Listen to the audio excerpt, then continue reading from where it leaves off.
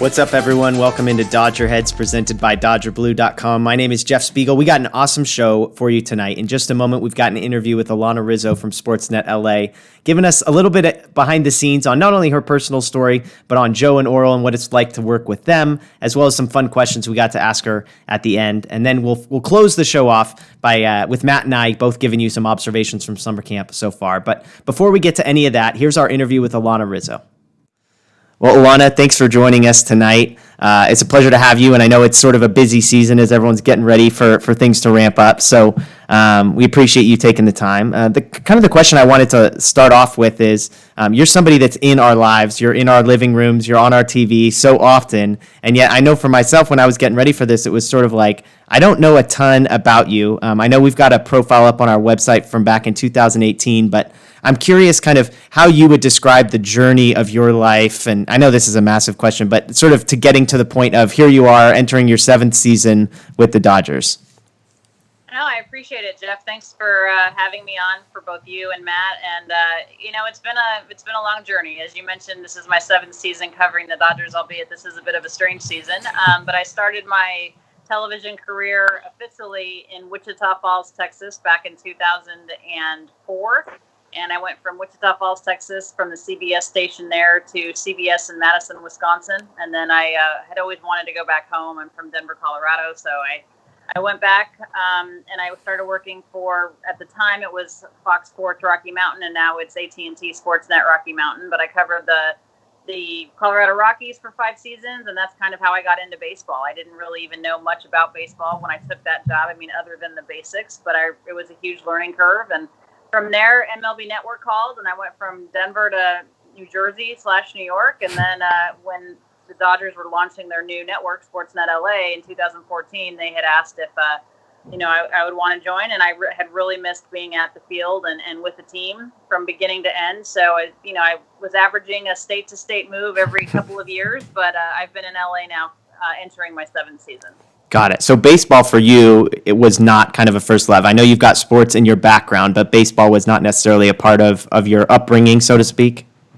Not really. We didn't get Major League Baseball in Colorado until 1993. I was already a senior in high school. I'm dating myself. But I remember very distinctly our head basketball coach, our head men's basketball coach, and my accounting professor, Mark Veronic, allowed us to watch the first Colorado Rockies game. And at the time, that was at the old Mile High Stadium. Coors Field hadn't even been built yet. So he, kind of rolled a television station into our television screen into our accounting class, and we were able to watch the game. And, we had professional baseball in Colorado, but never Major League Baseball until that point. So I grew up a Denver, Broncos fan. I'm still very much a Broncos fan, and that's kind of what my family was known for. We're a football family, and that's as dysfunctional as we are. That's the one thing we can agree on is our love for Denver Broncos. And, I didn't know much about baseball other than the basics. As I said, I remember getting the job with Fox Sports Rocky Mountain at the time and covering the Rockies. Aaron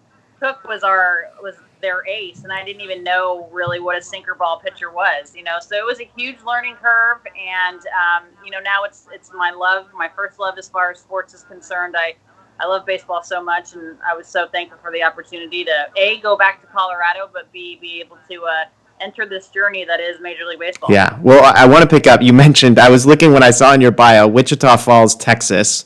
It says small town, but 100,000 people. I mean, in Texas, small towns. I was a reporter in a small town. I'd love to know, what kind of stories can you tell me from Wichita Falls? What's the story that comes to mind when you think of Wichita Falls, Texas?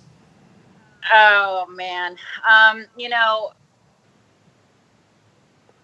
I was there for 9 months, but it felt like 9 years. And I think everybody, needs to go through those growing pains, and working in a small market, it's so important. And I actually have, a very dear friend that I met when I was working there. So for that, I'm grateful. Megan Danahay is still one of my greatest friends. She was the chief meteorologist at KAUZ in Wichita Falls, where I got my start. And, we had some funny stories though. It was a small market, small television station, CBS, not a lot of money or resources. I mean, I'd walk outside and there were tarantulas all over the parking lot. We had a scorpion walk down the sports office wall, and at the time, I don't know if you guys are younger than me, but like those gigantic beta tapes that you used to have film and video on, I had to take that tape and smash it against the wall to get that scorpion. We'd go outside, and we used to call our live truck the dead truck because we would have it towed to our Friday night football games. Of course, Friday night football is huge in Texas. High school football is, a religion there. So we'd get the live truck towed there, do our live shots, and then have to have it towed back. So we nicknamed it the dead truck because the stupid thing didn't even run.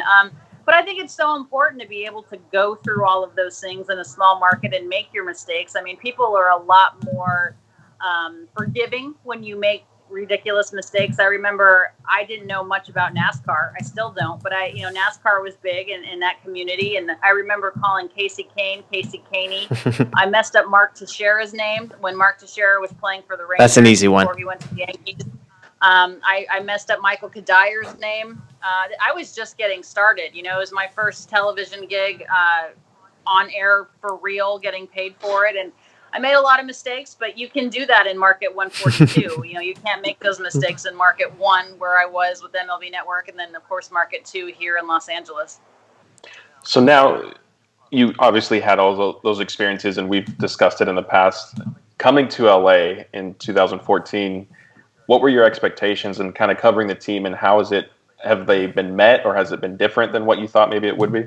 It's funny, Matt, I almost didn't take the job because I did not think I wanted to live in LA. I had only known Los Angeles from a visiting perspective, having covered the Rockies, and all I knew was traffic, and I didn't know different pockets of Los Angeles, and I just had this image of Los Angeles.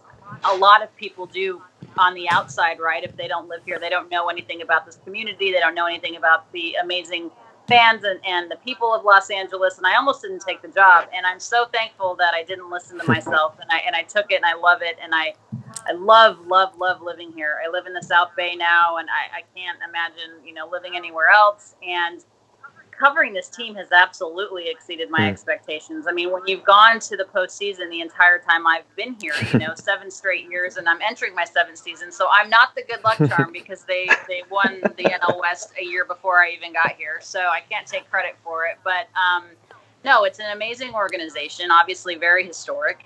To be in the same building as some of the legends of the game. Obviously, I had an opportunity to work with Vin Scully for a couple of seasons before he retired, and still seeing Sandy Koufax and the late Don Newcomb, who we obviously miss very much during home games, sitting behind the on-deck circle, watching the guys take BP. It's an unbelievable organization. They've been incredibly good to me. We've had opportunities to, I've been to 2 different countries with this team, Australia and Mexico, and, traveling with a very high-class organization that puts a dedication to winning and putting a good product on the field. And it's been a lot of fun. I've been very lucky to have this job over the course of the last 7 seasons. What about in terms of working with Joe and Orel, and obviously Nomar, and I guess Jerry as well? Yeah, we're a good family, and we legitimately like each other. I think sometimes when you see broadcasters on the air, you can see right through them. The transparency isn't there, and they may act like they like each other, but then the second the microphone is off, they never speak to one another. And honestly, hopefully they feel the same way about me, but I can honestly say that, we are a family. We really do get along. And, there's the core 5 of us that were together since 2014 when we launched the network. It's, Orel, Nomar, myself, Jerry, and John Hartung have been there since 2014. John Hartung, our amazing studio host, and we all get along really well. And to have Joe Davis just come in and seamlessly fit into this mix, and he's so incredibly good. He's so young, and he's so talented already, and the sky's the limit for that guy. And he and Orel get along swimmingly, and they legitimately love each other. And it's just a good group of people that I would put our broadcasting team up against anybody, certainly on the national level. I think we're very fortunate to have the people that we have on air with the experience that they have and what they've accomplished in this game. And Ned Colletti brings a perspective that not many people can, as the former general manager of this team and his 3+ decades in this sport. The stories that he can tell and the way that only Ned can tell them is pretty special too. Well, I mean, you mentioned Joe, and I think as any Dodger fan, no one envied having to be the guy who followed Vin Scully. And I think there were probably lots of people, maybe myself included, that assumed they'd have somebody who would come in for like a year or two and kind of flop around, and then they'd actually go and find the real replacement. And yet, you said it. I mean, there's not a guy in the league that I would take over Joe Davis as the play-by-play. How have you seen him? Like, I mean, I guess take us back to that first year when he's stepping in. How was he able to make that transition so seamlessly? I think the biggest praise I could give to Joe Davis, the biggest compliment I could give to him is he didn't try to be Vin. And he knew that he wasn't going to be Vin, and he knew the size of shoes that he was going to try to have to fill. And I think to his credit, he was himself, and he brought his own personality. Also, though, with the understanding and appreciation of the man that came before him for decades, and how beloved Vin Scully is in this community and in the game of baseball and around the world as far as broadcasting is concerned. So Joe did a tremendous job of appreciating those that came before him, but also bringing his own approach to it and not trying to be somebody that he wasn't. And I think his first couple months, he was probably pretty nervous, a little bit more uptight, which is not the correct phrase, but it's the only one I can think of right now. And since then, he's so much more comfortable. I mean, you can just tell that they have such a wonderful time. And another compliment I can give to him is, even though he's so young, and I can say that because I'm not young, he knows when to not say anything. And sometimes the silence after a huge call speaks volumes. And his ability to just lay out and let the crowd in the past, the fans tell the story and just kind of add that flavor. So it's a great mix. Credit to Lon Rosen, our vice president of marketing and broadcasting, for seeing the talent that was Joe Davis, bringing him in. And I mean, he'll have that job as long as Joe Davis wants that job. I mean, he's here to stay for sure. Good. Well, have you and Joe laughed a little bit? Because like you mentioned, you almost didn't take the job, and I didn't know this until he revealed it on his podcast with Orel that he also almost didn't come to LA just because kind of how the process was unfolding. Is that something you guys have laughed about a little bit? He's a Midwest guy. I grew up in Colorado, and fortunately, maybe we don't want more people to move to California. I mean, Los Angeles has this, not personality, but it just has this reputation, I guess, of being a place of a certain type of person and a certain type of thing. And I couldn't be more wrong. And I think Davis would tell you the same thing. I mean, they absolutely live in, South Pasadena. They live where they live, the community, obviously. They love covering this team. And, thank goodness we didn't listen to ourselves, and that the perception that we had is totally incorrect. And I'm thankful that I didn't listen to myself. And, we're just very fortunate to be in such a good group of people when we used to travel together. Who knows if we'll ever do that again. We just have a really good time. And when we had an opportunity to have a day game or a day off, and I mean, we legitimately love going out and eating and drinking good wine together and just talking about everything, baseball, life. I mean, he's a young dad, and to be able to see, his kids come into the world and grow up, and we genuinely all like each other. I hope they say the same thing about me. Maybe I'm just talking about them, and maybe they don't feel that. We'll have him on, and we'll ask him the same exact questions. Okay. Well, I mean, thinking of Joe and Orel, like when you're sitting with your friends and your friends are like, what's it like to work with those two guys? I mean, what's kind of the first story that comes to mind maybe that just sort of sums up Joe and Orel, maybe as a duo, kind of? I mean, it's such they joke about being the odd couple, I think, and it is pretty funny to see. But I mean, what's the story that encapsulates those two? I think it's just the balance. I mean, Orel is literally twice Joe's age. So that's funny.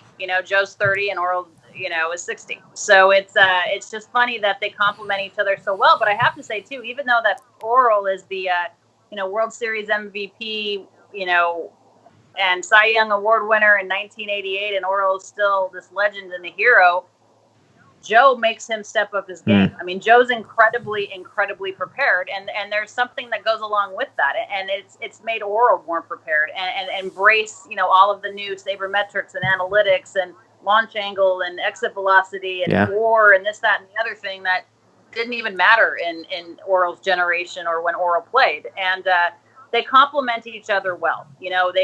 They listen to the very different music, but they find ways to sing car karaoke together. And Joe keeps Orel young, and Orel is such a wealth of knowledge and so much fun. So, we've had some fun times when we had the NL Central and we were going from Milwaukee to Chicago. It was Davis's suggestion that we get a party limo instead of taking the team bus. And we did, and we had a great time. And that's when we started singing.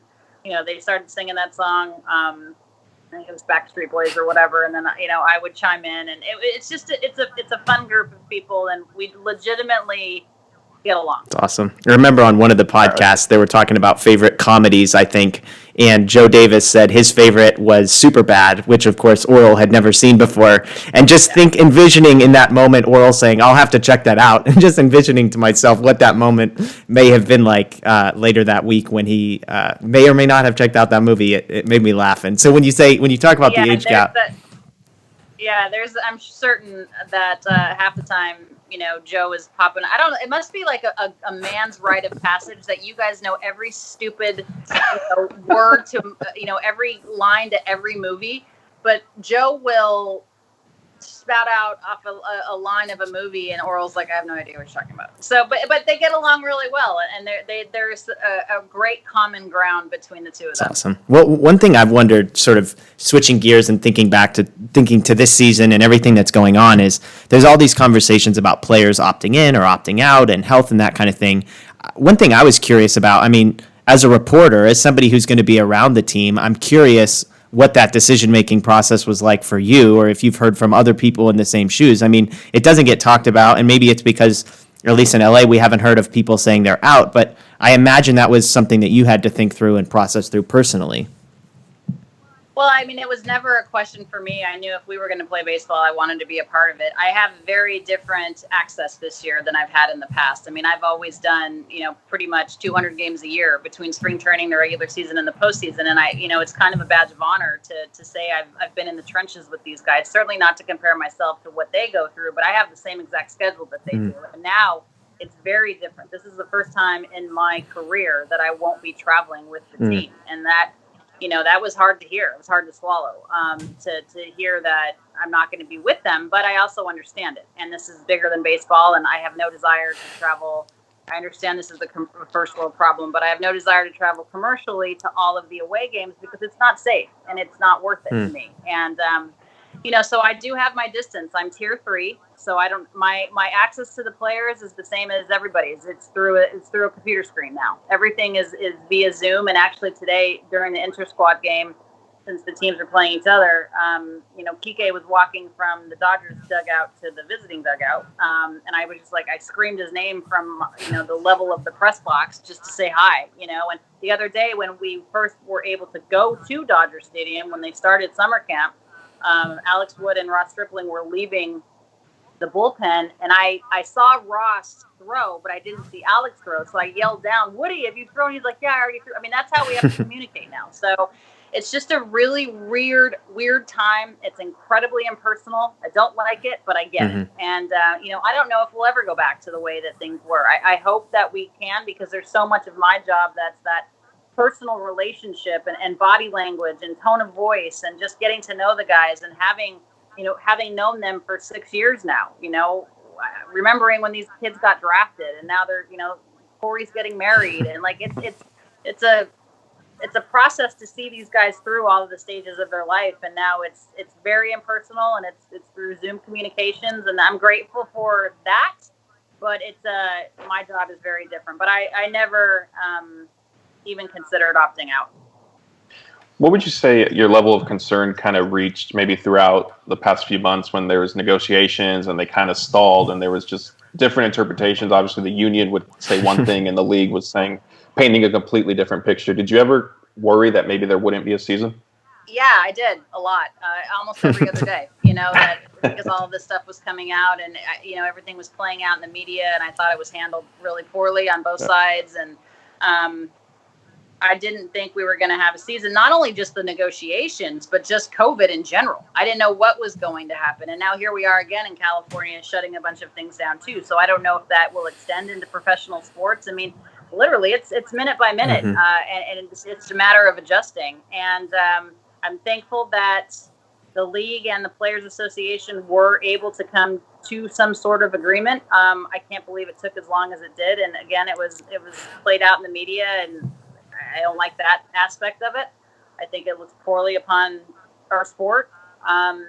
I'm thankful that we have a season, but it's going to be strange. I mean, just the little things, not being able to throw the ball around the infield. I mean, guys are separated in the dugout, and during the season they're going to be sitting in the seats. It's just weird. It's weird not to have fans there. Yeah. I literally can hear everything that's happening on the field right now, and thankfully they're going to pump in some crowd noise and stuff. But Corey Seager was saying today, they need that crowd noise because it impedes your competitive advantage if you don't have any noise blocking out your conversations, especially when they start playing actually another team. So it's a very, very weird time we're living in right now. And, you just have to keep it in perspective that this is bigger than baseball, and hopefully, we can get a 60-game season in. Yeah. Now, I know players had justifiable concerns with kind of their family and, extended absences and possibly, but from a practical standpoint, are you surprised that Major League Baseball didn't go or kind of pursue a bubble scenario the way the NBA has and WNBA? Yeah, I thought we were probably all going to be playing in Arizona. I didn't know what was going to happen. Obviously, that's not the case right now. But I didn't know what scenario. I think everyone's just learning as they go. I mean, you can't prepare for a pandemic. We've not been in one in our lifetime. So I don't know that anybody has any answers other than just kind of going through it and seeing what's happening. I think Major League Baseball, for the most part, has done a nice job with the testing. I mean, I think that depends on what team you're talking about. The Dodgers have been amazing. Mainstream, streamlining everything. I've already been tested. We're getting tested again. Tier 3 is getting tested tomorrow again. They're being very cautious about how we're handling things. And, I don't think anybody has any answers, and, everybody wants sports back. And I think each respective commissioner is doing what they think is best for their respective sport. And, baseball is very different than basketball. And I think with the close proximity of basketball players and the sweat and everything, but also, I mean, legitimately, are people really going to stay in that bubble as long as they're supposed to do? It's hard. Yeah. You have to be adult about it. You have to hold yourself as well as your teammates accountable, because it doesn't just affect you. It affects, if one person on the Dodgers gets sick, you have to quarantine for 14 days. What if that's Seager? I mean, what if that's a huge piece to this puzzle? So, the Dodgers are already having conversations about holding each other accountable and what they're not going to allow each other to do. And you do have to kind of keep each other in check. I mean, on that, topic, how much confidence do you have the Dodgers, I think, are fortunate in the fact that they have veteran guys like Justin Turner, Clayton Kershaw, who probably have the respect of some of the younger guys. I mean, because the Dodgers, as much as they are one of the best teams in baseball, they're also incredibly young. And so, obviously relative to other teams, but I mean, do you get the sense that they have the buy-in even from the younger guys to take this as seriously as they need to? No question. I mean, even the youngest of guys have already been around this team. I mean, the Gavin Luxes of the world were here last year. There's not a single player, I believe. I mean, that's what is so good about this particular team. There's not a single player on this team that doesn't take this seriously and doesn't want to win. And I don't think anyone's going to want to upset Justin Turner, Clayton Kershaw, Mookie Betts. Yeah. Honestly, I mean, Cody and Corey are young, but Cody's an MVP. Corey's an old soul. I mean, Jock Peterson has a child and one on the way. I mean, these aren't guys that are here to mess around. I mean, AJ Pollock obviously has a daughter that was born at 26 weeks and in the NICU. I mean, they're all mature. They're all grown men. They're all professional, and they all want to win. And I don't think any of them are going to put themselves or their teammates in danger. And honestly, there's not the core group of guys, the veterans, they're not going to put up with it either. Yeah. So I don't have an ounce of concern about that. Got it. Well, we appreciate your time. Let me get you out of here. We got a handful of rapid fire questions here. Rapid fire is very loosely held here, by the way. So take as much time as you want on these. Some of them will be baseball related. Some of them will be just sort of fun off the field type stuff. But the first question I've got is 2020. Is this the best Dodgers team that you have covered? Without question. Okay. Without question. And everybody's healthy. Yeah. Okay. Second one. The 2020 Dodgers sleeper, the guy that's going to surprise some people and be a key that's maybe not doesn't have his name on the marquee quite yet. Who do you got? Well, I don't think we talk about him enough. Joe Davis actually pointed out earlier today a statistic about Chris Taylor that since he became a full-time Major League Baseball player in 2017, he's the 20th most valuable player as far as WAR is concerned. So Chris Taylor could be an X factor. I will say this though: we talk about this guy all the time, but Corey Seager's my guy. For the first time, being healthy, legitimately healthy, not having to rehab in the offseason, but actually just being able to train. And does not have the pressure. I mean, Corey could legitimately be hitting fifth or sixth. Yeah. When Corey Seager is hitting fifth or sixth, that says something. And I think he could have an MVP quality type of year. Yeah, I was doing the math in my head. I was like, he genuinely might be the 7th or 8th best player on the team, which is crazy for a guy who won Rookie of the Year and I believe finished in the top 5 in MVP voting as a rookie. So, yeah. Okay, next one. The clubhouse personality that Dodger fans may not know about is. We know about Kike, we know about Jock. Those guys kind of, get the video clicks on social media. But is there another guy in the clubhouse that maybe fans don't have an appreciation for? Man, if he was still here, Rich Hill. Rich Hill was sneaky funny. I mean, Rich Hill would get on the plane sometimes and just get on the intercom and say some of the craziest stuff. So Rich Hill definitely, but I know he's not a member of the team anymore. I don't know. Obviously, as you guys mentioned, the obvious. I mean, Kirsch is funny as long as he's not pitching that day. Kirsch has a fun personality. I haven't gotten to see Mookie's personality much yet. I don't know. That's a tough one. I mean, I think the obvious ones are obviously Kike and, I don't know. I don't know that one. Okay. Let's go off the field now. It seemed like during quarantine you did a lot of cooking. What would you say the best meal you made? Oh, man. Silver lining of COVID is I learned how to do a bunch of my mom's Cuban recipes. So I'm going to go with, I'm going to say ropa vieja is the best Cuban recipe I learned. And then it's also my mom's recipe, but it's a Mexican recipe, which is her version of chicken enchiladas, which I grew up absolutely loving, and now I know how to make. So yeah, I cooked a lot, but I ate a lot, and yeah, I got the COVID-15 for sure. I know you're not alone in that. I made a joke that if my refrigerator is any indication, the ice cream business is booming, and same with the potato chip business. It's like I don't think I had bought ice cream in years, and I've bought a lot over the last few months. Okay, so I don't know where you stand on kind of the new extra inning rules. I'm not a huge fan, and I thought actually the home run derby idea that Justin Turner pitched was entertaining, and I would have preferred that. Yeah. So games on the line, let's say end of the regular season, you need to win to clinch the NL West. What 3 players are you picking? For a home run derby? Yeah. Oh, man. Max Muncy, Cody Bellinger, and Justin Turner. No Jock Peterson. Does it have to be? It has to be ours, our players, or any players? Dodgers. No, for the Dodgers. No, Muncy. No Jock Peterson. Right? Yeah. I mean Jock. Yeah, no, because.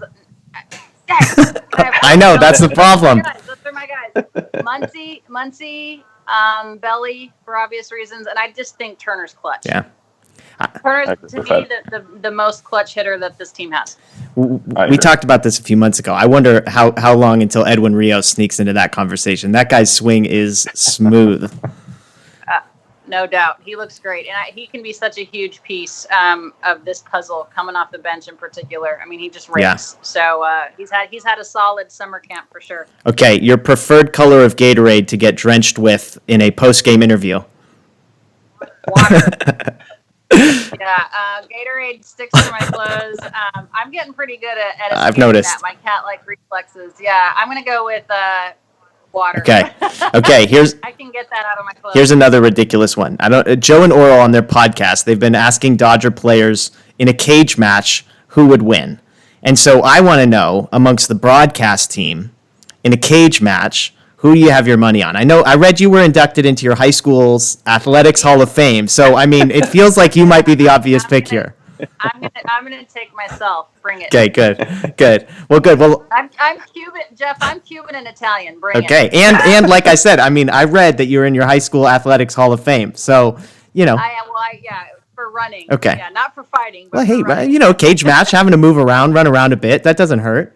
Yeah, those cat-like reflexes. I can do Yeah. it. Okay, well, last one here, and this one doesn't have to be quick, but I know you got a lot of charity work that you do. You've got an organization called Guidry's Guardians, trying to raise awareness, provide financial assistance to folks that are providing shelter, medical care, fostering adoptive services for animals. So tell us a little bit about maybe how the backstory behind that and people that are watching or listening and how they can get involved.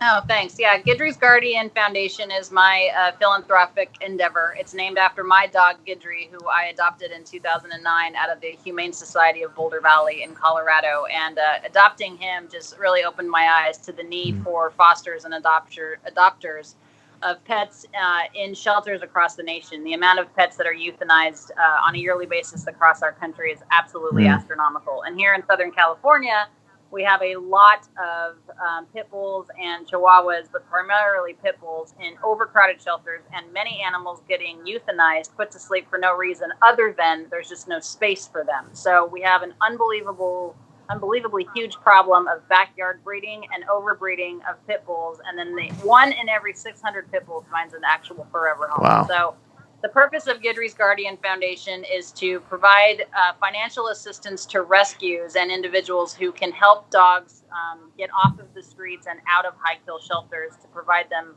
medical care, to get them as healthy as possible to be adopted. So we're basically like a financial organization, a rescue for rescues, if you will. So everything we do is 100% donation-based. So from the goodness of people's hearts, they can donate. You can check it out at guidrysguardian.org. And you can certainly find us on social media at Guidry's Guardian, or just go to Alanna Rizzo's page. And the information for Guidry's Guardian is on there too. So we don't have any sort of corporate partnership or government funding. It's all 100% donation based. So that's the best way to help, is by donating. And I imagine that the adoptions can be anywhere, not just Los Angeles. Is that right?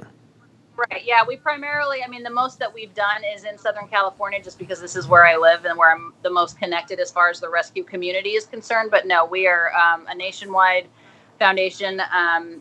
We desperately need donations, fosters as well. Fostering saves lives. We don't, we're not impartial. We just want to help as many dogs as we possibly can. I know you do various giveaways to help raise money for the foundation. Right now you have a Cody Bellinger one going on, right? Yeah, actually, tonight is the last night that you can enter to win. It's a $25 minimum donation for a signed and autographed Cody Bellinger rookie card from Leaf. Retail value is $100. $25 gets an entry into the random drawing, and that will be tomorrow morning, and the winner will be announced tomorrow. So you still have a few hours to, if you want to, you can go to guidrysguardian.org, donate $25 for an entry, and every single cent, not one penny, goes to anything but saving animals. That's awesome. Well, Alanna, we appreciate you. We appreciate what you're doing for animals. We appreciate what you're doing for Dodgers and Dodger fans everywhere. We appreciate you for joining us tonight. So good luck this season. Hopefully everything goes according to plan. We get a full season, a full playoffs in, and things go well. So enjoy the rest of your night, and thanks again for stopping by. Oh, it's my pleasure, guys.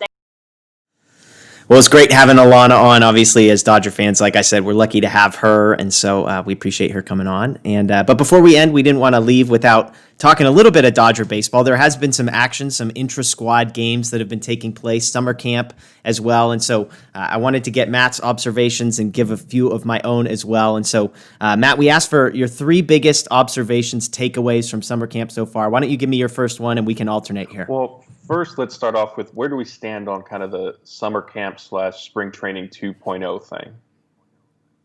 Yeah, I mean, I'm a big summer camp, like actual going and camping in the summer guy. I think it's kind of funny. It's kind of got a funny vibe. So I think I prefer summer camp over spring training 2.0. Do you have a strong opinion So here? going into it, I was adamant that this needed to be spring training 2.0. But then Major League Baseball branded it as summer camp, and once they did that, then it was over. But I've come around to it now. Yeah, yeah. I mean, it's not. Yeah, I hear you. I hear you. It's fun. I didn't know what to call it, but summer camp feels very natural. Of course, MLB, the impoverished organization that they are, based on our negotiations, could found a way to make a little bit of extra money. Imagine that. Yeah. So good for them. Capitalists making a little extra money. But summer camp, Matt, give me your number one observation takeaway from summer camp so far. Okay, so I'm going to go with Ross Stripling. Obviously, with David Price opting out of playing the 2020 season, it opened up a spot in the starting rotation. I think most of us assumed Ross Stripling probably had the inside track to it, just because that's kind of been his history with the team. Whenever they need a spot start or whatever the case is, he's usually the first man up, and he's pitched well so far. Excuse me. Obviously, in these inter squad games, his last one in particular, he really had his changeup working, and he was throwing it to both right and left-handed hitters. He was getting a lot of swing and miss. So that was optimistic. I think he's definitely trending in the right direction. Dave Roberts still has held off on naming who the fifth starter would be. He did concede that Tony Gonsolin isn't necessarily in the picture because he reported late. So if it's coming down to Stripling and Dustin May, I'm going to have to go with Ross.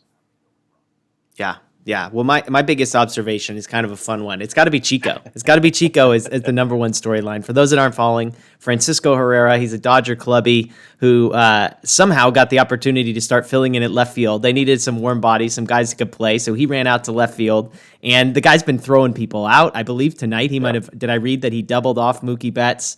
He's been making catches. Justin Turner's got shirts that say "Let Chico hit." My favorite part, I think, was on Sunday, I believe, Dave Roberts basically said, I think we've seen the last of Chico.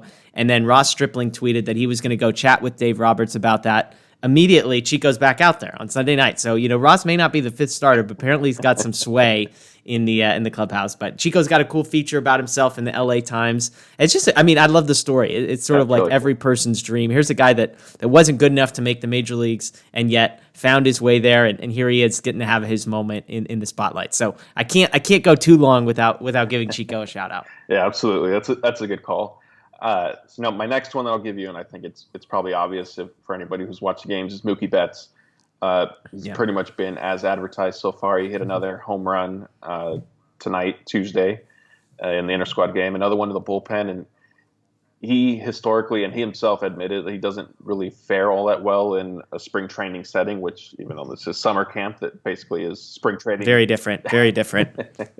So it's good to see him kind of settling in, and even, he lined out, I think, against Kenley tonight, making solid contact pretty much every time.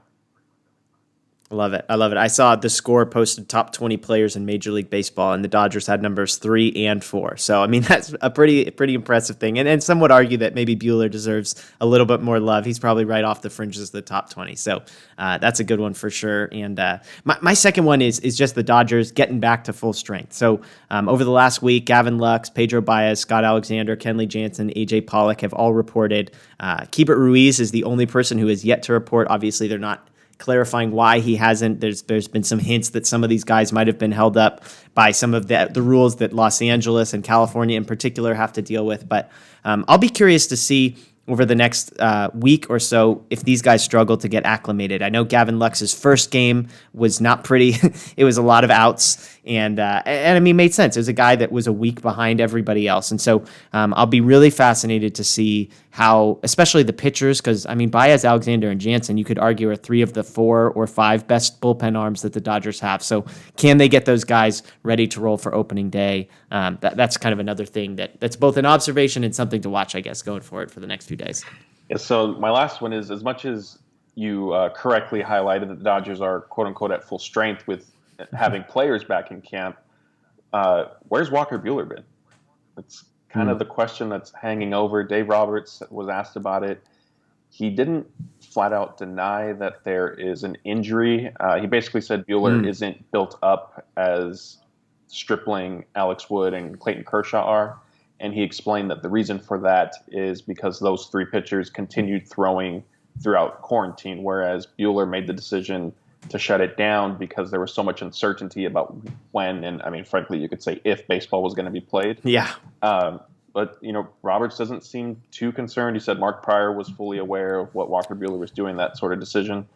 So we're going to see he's supposed to face batters in another simulated game, and then at that point either get into an inter-squad game, but those are running out, so probably more likely see him in one of the 3 exhibition games. But that'll pretty much be his only appearance before the season starts, since Dave Roberts basically said if he can only give us 3 or 4 innings his first time out, we'll just have a long guy backing him up. Yeah, well, they're not short on long guys with May and Gonsolin and others back there. But in a season where, a starter is going to get at most about 12 starts, if Buehler has to miss 1 or 2, or even if he's not at full strength for 1 or 2, I mean, that's a significant loss. So definitely something to keep an eye on. Well, my last one is a couple hitters that are surprising. So Edwin Rios is the big story, 3 home runs. I love that he's wearing Raul Mondesi's number 43, by the way. His swing is beautiful, as I was mentioning to Alanna. I could watch that guy hit baseballs all day. But it'll be really fascinating. The Dodgers do get to play with a designated hitter this year. And many people are penciling in other folks like A.J. Pollock or Jock Peterson, whoever's not playing, Chris Taylor, Kike Hernandez, Matt Beatty, etc. But, the way Rios is hitting the ball can't be ignored. And it's worth noting that he hit the ball last year when he came up. My brother actually sent me this stat that last year, obviously very small sample size, Edwin Rios' average exit velocity was 95 miles an hour. Now, to me, that doesn't mean a whole lot. What does 95 miles an hour look like, right? Well, the MLB leader last year was Aaron Judge at 95.9 miles an hour. Judge was the only person who qualified with an average exit velocity of 95 or higher. So Rios, in very small sample size, again, I'm not saying he's Aaron Judge, but the guy hit well, even in a small sample size last year. Some of the pitches he's hit out in intra-squad games have not been easy. He turned on one that was a great pitch and just still got it out. So he's one guy, and the other guy I'll mention, and Alano mentioned him as well, Corey Seager. The guy looks like he's in midseason form, doubles, getting sprayed all over the place. This is a guy who has MVP potential. As I said, he might be the Dodgers' 7th or 8th best player. So if Seager can play at the rate that he's playing right now, the Dodger lineup will be even scarier than I think many people have it penciled in to be. Yeah, absolutely. And we've talked about Seager a lot on some of our previous episodes and kind of where you value him and this and that. And I agree with you. I think we both have always been on the same page that when he's healthy, he's one of the best players in the game. And with Edwin, I kind of laughed. He had his first media availability since summer camp started, and he was asked about his approach because if there is a criticism for him right now, it's his big swing, right? And he's a big guy, Sure. Has a big zone. He basically said, look, I know I'm going to strike out, so I don't worry about that.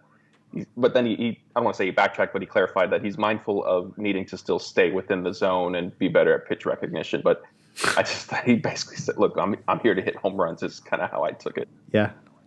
Hey, well, he's hitting them right now, so we'll see if that continues. So, as always, we appreciate you guys watching. We appreciate you checking us out. Stay up to date on the latest news at DodgerBlue.com. You can follow us on social media at DodgerBlue1958, YouTube, Instagram, Facebook, and Twitter as well. Baseball season's right around the corner, so the next time we're filming one of these, I believe we might be opening day. So we'll see. Stay tuned for that. We might get something special going. So check back all the social media and whatnot, and we'll see you next time.